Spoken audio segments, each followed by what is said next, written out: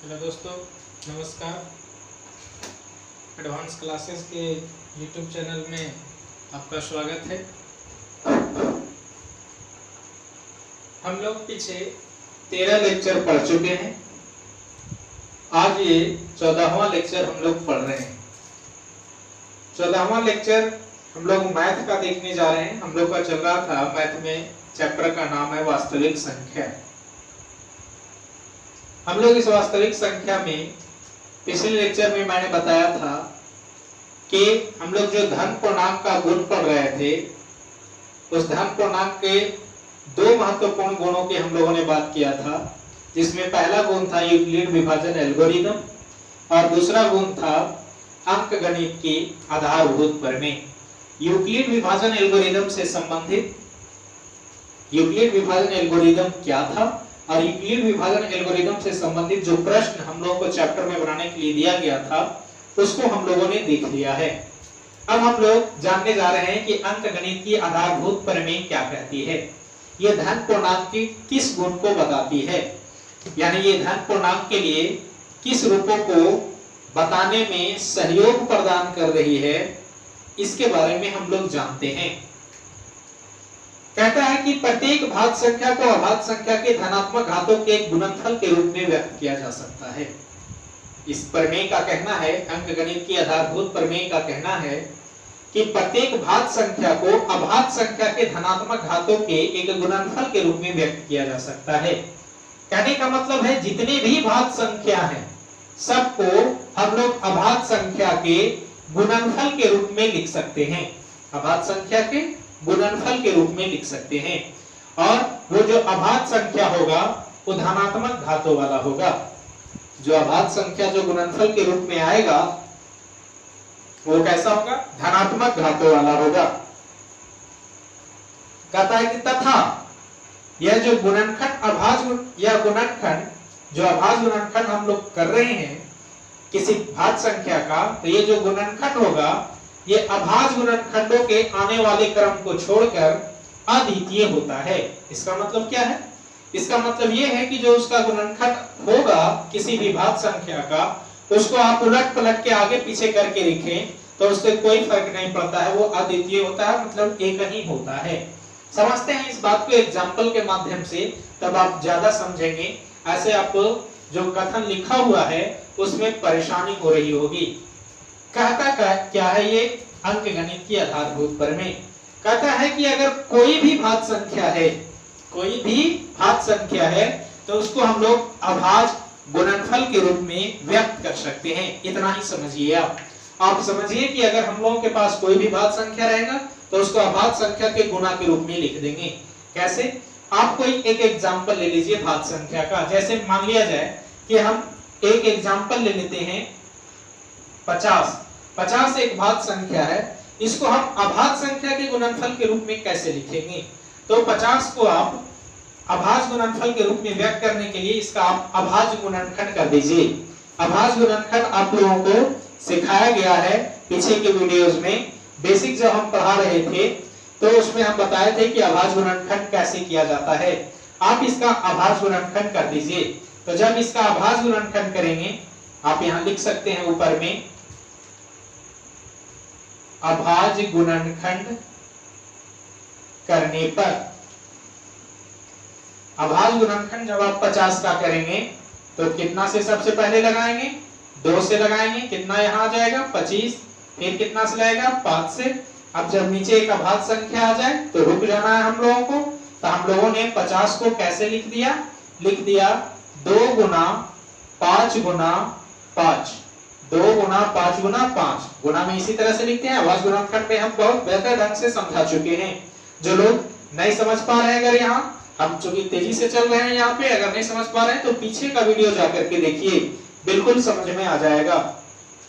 तो 50 को हम लोग क्या लिख सकते हैं? 2 गुना 5 गुना 5, या इसी को हम लोग लिख सकते हैं 2 गुना 5 का पावर 2। आप लोग देख पा रहे हैं कि जब हम लोग 50 का गुणनखंड किए तो इसमें क्या आया? 2 आया और क्या आया? 5 आया। ये दोनों की दोनों ये जो संख्या है, ये दोनों संख्या हमारा अभाज्य संख्या है। 2 भी और 5 भी। ये 2 भी अभाज्य संख्या है और 5 भी अभाज्य संख्या है। तो सबसे पहले तो आपने ये समझ गया कि 50 एक भाज्य संख्या जो है, भाज्य संख्या किसको कहा जाता है? जिसके गुणनखंड 2 या 2 से अधिक होते हो उसको भाज्य संख्या कहते हैं। तो यहाँ आप लोग देख रहे हैं कि 50 एक भाज्य संख्या है जिसको अभाज्य गुणनखंड के रूप में हम लोग लिख रहे हैं, यानी इसको गुणनफल के रूप में जब व्यक्त कर रहे हैं तो जब इसमें संख्याएं जो आ रही है वो सब अभाज्य संख्या आ रही है, जिसमें आप लोग यहाँ पे देख लिए कि 2 और 5 ये आया इसके गुणनफल के रूप में। 2 भी क्या है? अभाज्य संख्या है। 5 भी क्या है? अभाज्य संख्या है। अब आप तो ये समझ गए होंगे कि भाज्य संख्या को अभाज्य संख्या के गुणनफल के रूप में व्यक्त कर सकते हैं। बारी बारी से आप समझते हैं एक एक टर्म को। लिखा हुआ है कि प्रत्येक भाज्य संख्या को अभाज्य संख्या के धनात्मक घातों के एक गुणनफल के रूप में व्यक्त कर सकते हैं। धनात्मक घात की चर्चा हुई, तो यहाँ आप देखें कि जो अभाज्य संख्या आया उसका यहाँ 2 पर घात कितना है? 1 है। 5 पर घात कितना है? 1 है। तो यहाँ घात जो 1 और 2 है ये ऋणात्मक है कि धनात्मक है? आप लोग अच्छा से समझ रहे होंगे, देख रहे होंगे कि यहाँ 1 और 2 है वो धनात्मक है, ऋणात्मक नहीं है। इसलिए यहाँ पे लिखा गया है कि धनात्मक घातों के एक गुणनफल के रूप में व्यक्त किया जा सकता है। चलिए यहाँ तक आप लोग समझ गए होंगे। अब देखते हैं अगला सेंटेंस क्या कहता है। कहता है तथा यह गुणनखंड अभाज्य गुणनखंडों के आने वाले क्रम को छोड़कर अद्वितीय होता है। अगर मान लिया जाए कि इस 2 गुना 5 के स्क्वायर को अगर हम ऐसा लिख दें कि 5 का स्क्वायर गुना 2, तो क्या ये बदल जाएगा? नहीं। ये 50 का गुणनखंड ये बदलेगा नहीं। आप इसको देखिए, 5 का स्क्वायर करेंगे 25 गुना 2 85 हो जाएगा, तो ये बदलेगा नहीं। इसीलिए कहता है कि अगर आने वाले क्रम को हम छोड़ दें, अगर दूसरे क्रम में भी हम इसको लिख दें, अदल बदल करके अगर हम लोग इसको लिख देते हैं तो भी ये अद्वितीय होता है। अद्वितीय मतलब एक ही तरह का रहता है, वो बदलता नहीं है। तो आप लोग देखें इसका गुणनखंड हम लोग ये किए थे, तो ये और ये दोनों जो है वो एक ही बात है, कोई अलग बात नहीं है। तब आप लोग इसको समझ गए होंगे अच्छी तरीके से। अब आप लोग इसको समझ गए होंगे तो हम लोग अब एक्सरसाइज 1.2 जो है केसीसीना का, अब उसको हम लोग आसानी से सॉल्व कर सकते हैं। हमारा अंकगणित की आधारभूत प्रमेय का कथन यही था। अब इसको आप लोग नोट करें तो हम आगे बढ़ते हैं।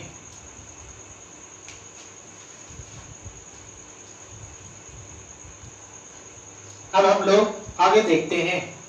आपके केसी सिन्हा के किताब में एक्सरसाइज 1.2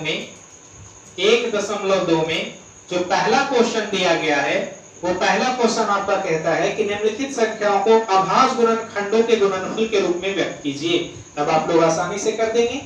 जैसे इसमें पहला दिया गया 4320, 7560, 140, इस तरह से क्वेश्चन दिए हुए हैं। 7 क्वेश्चन आपको दिए गए हैं, सातों का आप अभाज्य गुणनखंड करके आप लिख सकते हैं। जैसे 4320 का हम करके बताते हैं। एक का पहला क्वेश्चन ही हम करके बता रहे हैं 4320। पीछे भी एक एग्जांपल दिए थे, इसको भी अब आप एग्जांपल के रूप में समझ सकते हैं या फिर आप अपने एक्सरसाइज के सॉल्यूशन के रूप में समझ सकते हैं। तो देखिए इसका अभाज्य गुणनखंड कैसे करेंगे। क्या करेंगे? 4320 का अभाज्य गुणनखंड। याद कीजिए अभाज्य गुणनखंड जो हम सिखा रहे थे तो वहां पे हम बताए थे कि सबसे पहले 2 से ट्राई करेंगे, फिर 3 से, उसके बाद 5 से, 7 से, 11 से, 13 से और इसके बाद 17 से। इसके बाद जितने भी अभाज्य संख्याएं जैसे जैसे आते जाएगी उसके बाद वाली उन सभी संख्याओं से हम बारी बारी से ट्राई करते जाएंगे। तो सबसे पहले हमारा यहाँ पे किससे ट्राई करना है? 2 से। 2 से आप ट्राई कीजिए, अंतिम में 0 है, लग जाएगा। मैंने बताया है कि अगर 2 से लगना होगा पूरा इसमें, 2 से अगर काटने के लिए चेक करना होगा तो अंतिम में 2, 4, 6, 8 या 0 होना चाहिए।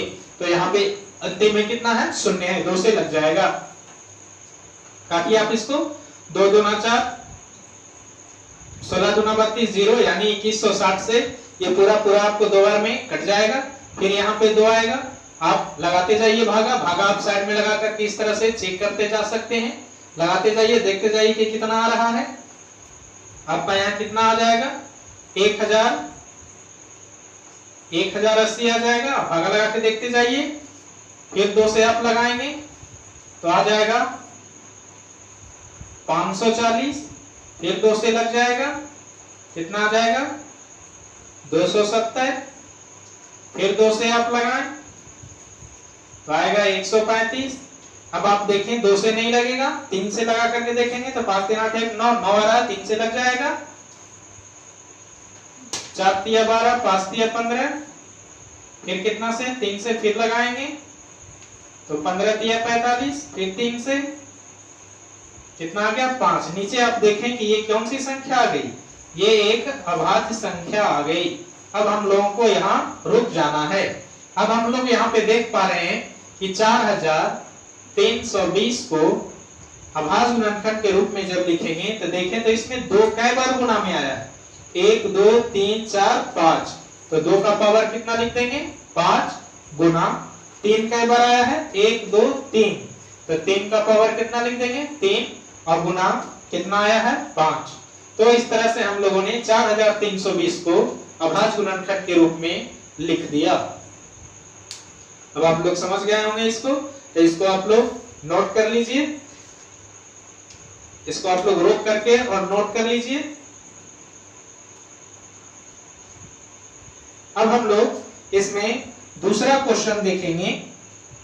क्वेश्चन नंबर 2 में कहता है कि 23,750 में 5 का अधिकतम घात कितना होगा।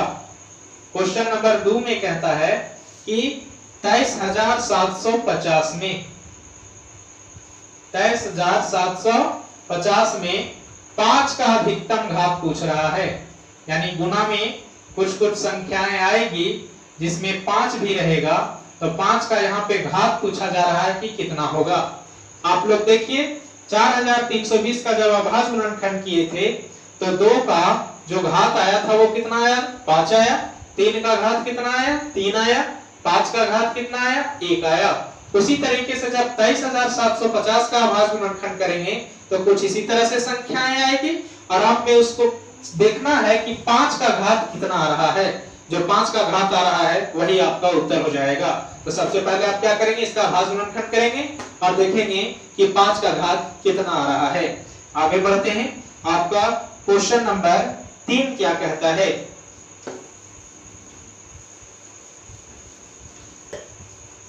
क्वेश्चन नंबर 3 कहता है कि 1440 में 2 का अधिकतम घात ज्ञात करें। फिर से वही क्वेश्चन आ गया कि 1440 में 2 का अधिकतम घात बताना है, तो फिर उसी तरह से निकाल लेंगे। क्वेश्चन नंबर 4 देखते हैं क्या कहता है। क्वेश्चन नंबर 4 कहता है कि 6370 बराबर, कहता है कि यदि 6370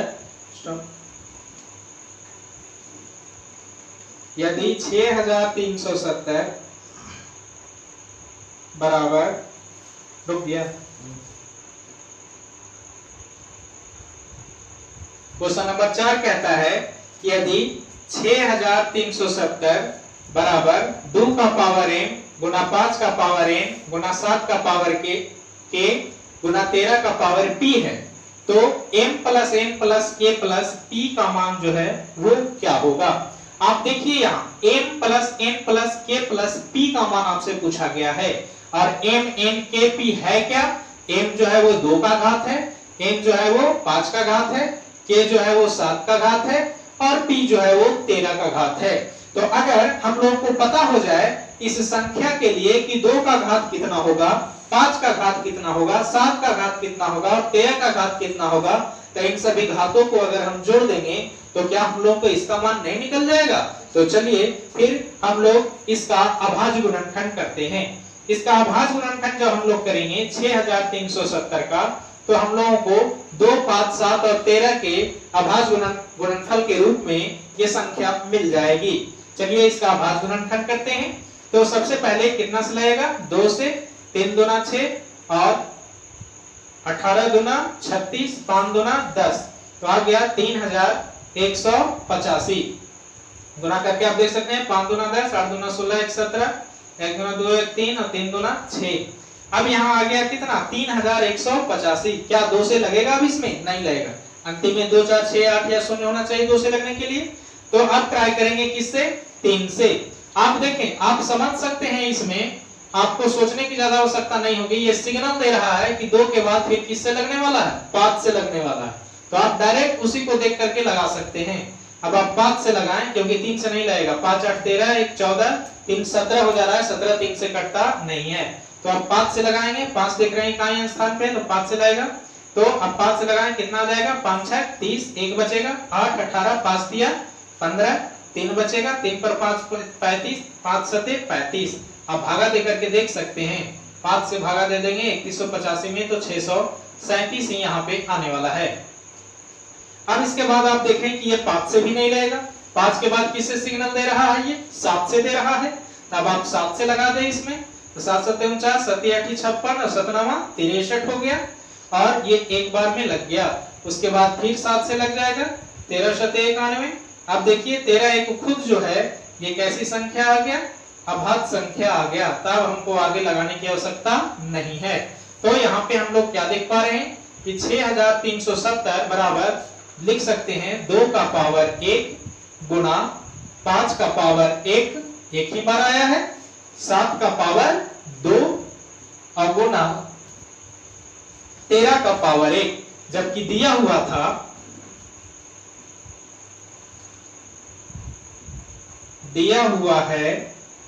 कि 6370 बराबर कितना, 2 का पावर n गुना 5 का पावर n गुना 7 का पावर k और गुना 13 का पावर p। ये जो आपको बिंदु बिंदु दिख रहा है वो गुना का चिन्ह है।